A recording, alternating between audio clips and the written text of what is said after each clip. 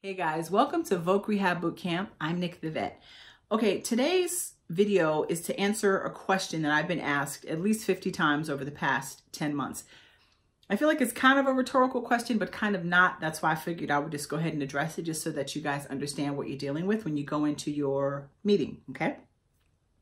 The question is, why do VRCs deny entitled vets? So many times veterans get denied, then they come talk to me, we go through all of their criteria, find out they really are entitled, and then they're heartbroken. They're like, why did they do this to me? Why would they do this? And I get it. I feel your pain.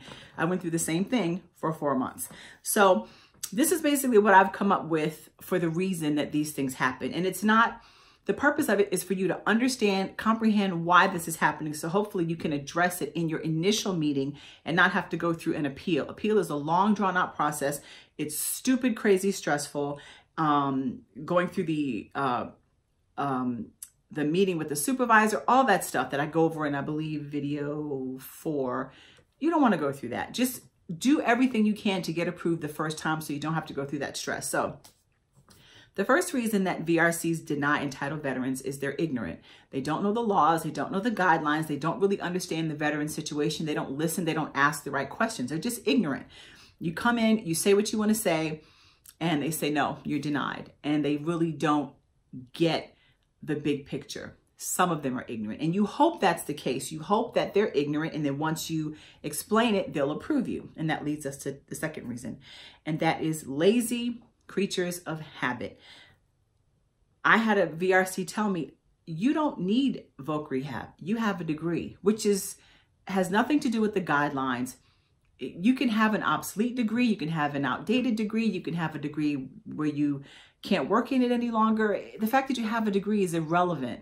But a lot of people, a lot of VRCs just feel like, hey, you have a degree, we're not going to do it. Or other things that would fall into the lazy creatures of habit category. This is just how we've always done it, and this is how we're going to do it. Now, what happens is you go in there, you say your spiel, they say no. You think they're ignorant. So now you go on to part 2 and you say, well, let me explain in greater detail. And then they still come back and go, you know, yeah, I'm not doing that. Like my counselor that I got assigned to after I got denied, I still wanted to do self-employment. And she said, they're only for the most seriously handicapped vets.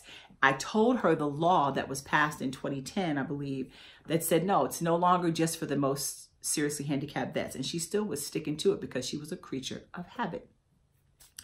Number 3, if you get past those 2 points and you've explained and they still won't do it and you don't know why, you may be faced up against bias. My initial counselor who denied me, and you can hear all of her foolishness in video number 5, I believe she had a bias against me. When I first walked in, she looked like she didn't like me.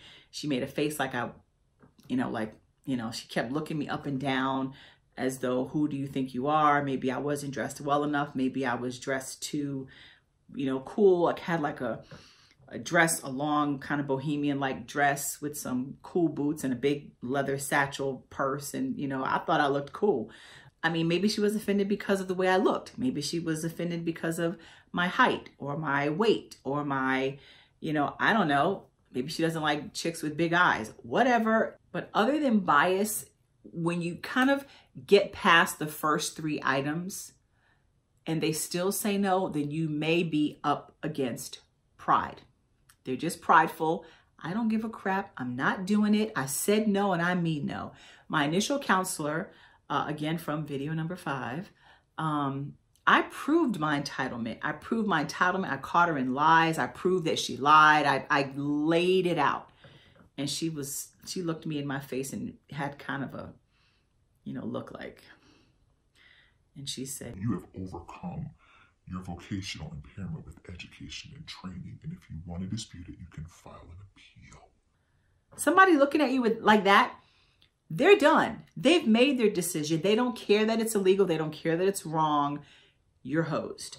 So in those instances, you have to go above their head. So the thing is, coming in there as equipped as possible, as knowledgeable as possible, with all of your stuff laid out, ready to dispute any possible denial reason they may give you, looking at video number 15 or video number 3, coming in there with your SCH or EH justification letter found on my website at vocrehabbootcamp.com/scripts.html. and understanding why you're entitled, so that if they say you're not, you can combat it intelligently and logically.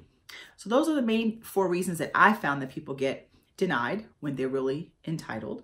So hopefully that will help you to grasp what you need to go in there and go get your entitlement. Okay? Thanks for watching. I am Nick the Vet.